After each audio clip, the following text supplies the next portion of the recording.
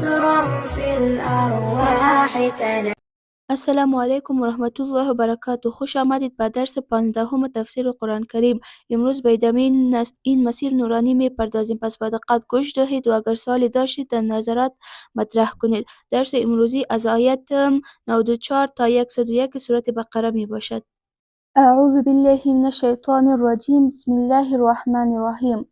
قل بگو این کانت اگر باشه لکم برای شما دار الاخرت دار خانه آخرت و آخرت عند الله به نزد الله خالصتا خالص من دون الناس بغیر از مردم فتمنوا الموت و شما آرزو کنید مرگ را این کنتم اگر هستید شما صادقین صادق یعنی راستگو در گپتان.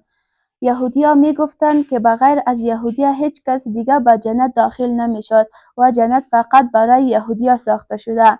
پس الله جل جلاله به محمد صلی الله علیه و سلم فرمود که به اینها بگو که شما که میگویید که فقط یهودی‌ها به جنت داخل میشوند، یعنی ما به جنت داخل میشویم و شما حالا آرزوی مرگ کنید.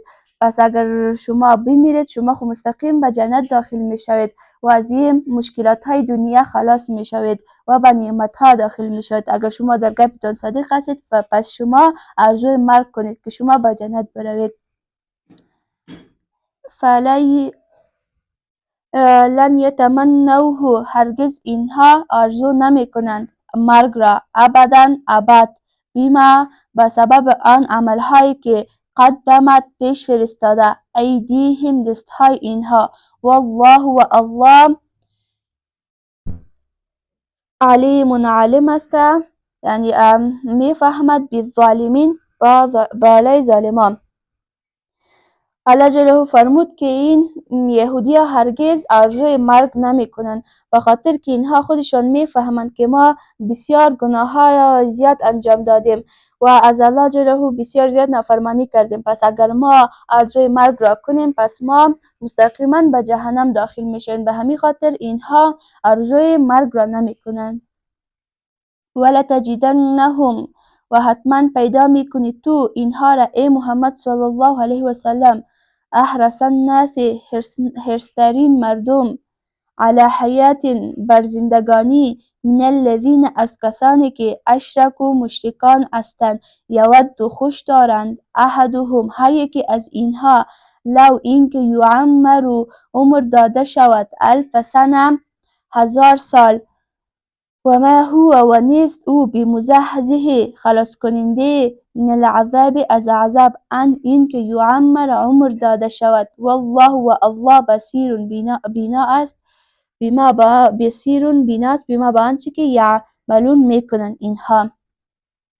الله جل جلاله به محمد صلی الله علیه و سلم فرمود که یهودی‌ها حرصناکترین مردم در روی زمین هستند، یعنی اینها به اینها که هر قدر عمر زیاد هر قدر زندگی زیاد داده شد باز هم اینها حرص میکنند، یعنی آرزوها میکنند که کاش که به ما هزارها سالها زندگی عمر داده شود.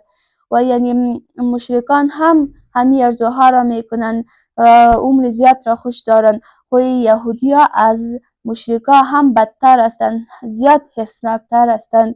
یود احدهم لیعمر 1000 سنه، یعنی هر یکشان دوست دارند که بر اینها هزارها یا 1000 سال عمر داده شود. الله جلاله فرمود که به اینها همین 1000 سال عمر هم داده شود خو یعنی عمرشان اینها را از عذاب آخرت نجات داده نمیتواند، به خاطر که اینها اگر در دنیا هزارها سالها هم زندگی کنند آخر به اینها مرگ میرسد و همین 1000 سالها تمام میشود. پس به اینها باز در آخرت عذابهای سخت است.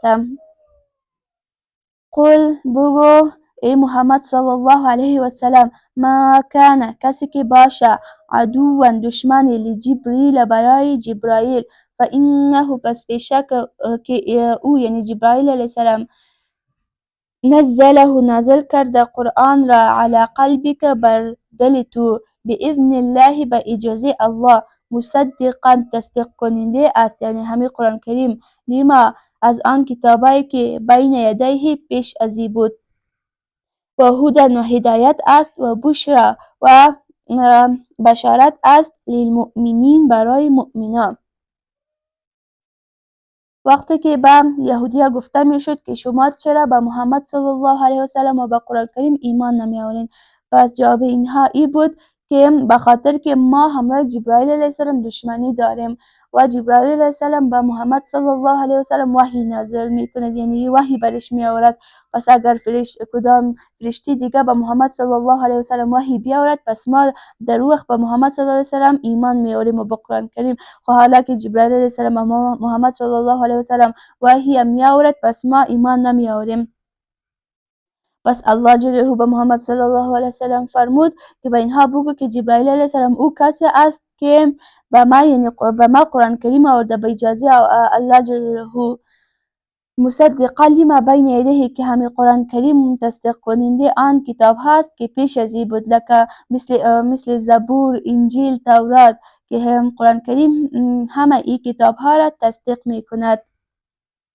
و هودن، و همین قرآن کریم برای تمام عالمی، برای تمام مردم هدایت است. و بشرا للمؤمنین، و بشارت دهنده برای مؤمن است، یعنی از نعمتهای آخروی اینها با خبر می کند، به اینها بشارت نعمتهای آخرت می کند.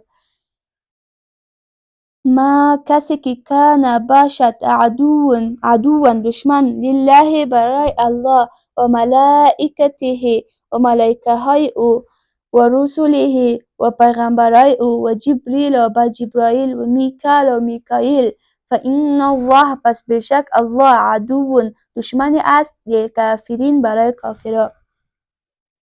الله جلاله فرمود که کسی، یعنی همراه انبیای ما، همراه ملائکه های ما، یعنی همراه با فرشته های الله جلاله، با انبیای الله جلاله، با جبرائیل، با میکائیل، یعنی دشمنی میکند، پس الله جلاله دشمن او کس هسته، یعنی جبرائیل، میکائیل، فرشته ها، تمام انبیا فقط اطاعت از حکم الله میکند. و وقتی که با کسی با اینها دشمنی کند، پس این قسم میآید که اینها با الله دشمنی میکند، پس الله جلاله هم دشمن همی کسا هسته.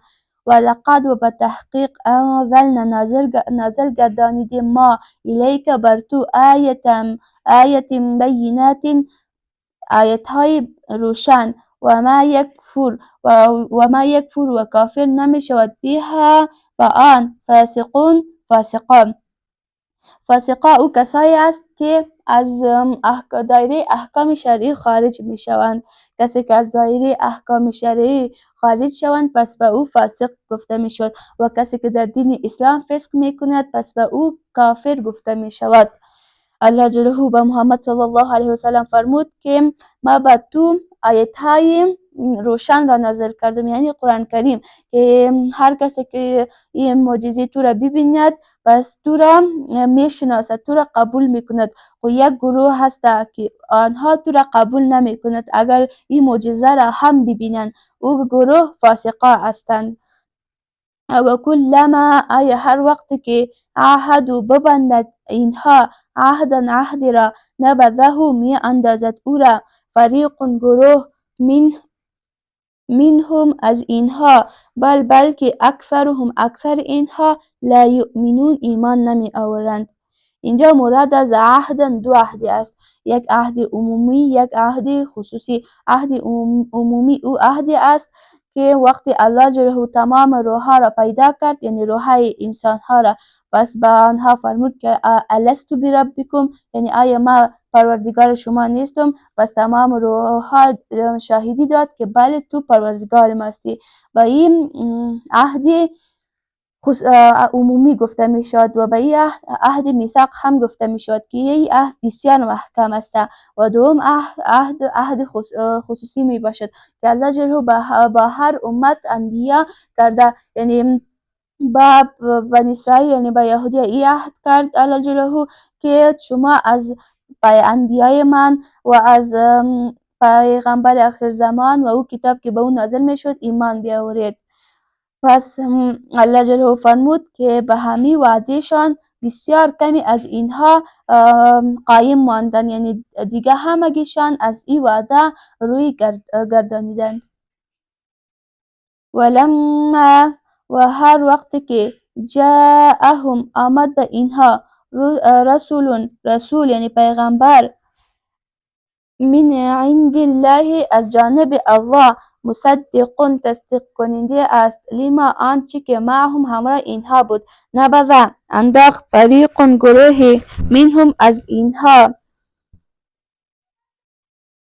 مصدق لما نبذ انداخت فریق گروهی من الذین از آنانی که اوتو داده شده به اینها کتاب الله کتاب الله، وراء پشت ظهورهم پشتهایشان، کأنهم مثل که اینها لا یعلمون نمیدانند. ولما جاءهم رسول من عند الله مصدق لما معهم، یعنی در تورات، در کتاب تورات بشارت و تصدیق محمد صلی الله علیه وسلم آمده بود و اینها یهودی خوب محمد صلی الله علیه وسلم را می شناختند. وقتی که محمد صلی الله علیه وسلم مبعوث شد، او آیت هایی که درباره محمد صلی الله علیه وسلم بود، او آیت ها را بیخی از تورات کشیدند، یعنی در از او آیت ها را بیخی فراموش کردند و خودشان این قسم نشان میدادند که ما هیچ از محمد صلی الله علیه وسلم خبر نداریم، یعنی هیچ درباره او معلومات نداریم. پس الله جل فرمود که اینها خوب معلومات دارن درباره محمد صلی الله علیه وسلم و اینها خودشان با سبب حسد و کینه ای اظهار میکنند که ما محمد صلی الله علیه وسلم را هیچ نمیشناسیم.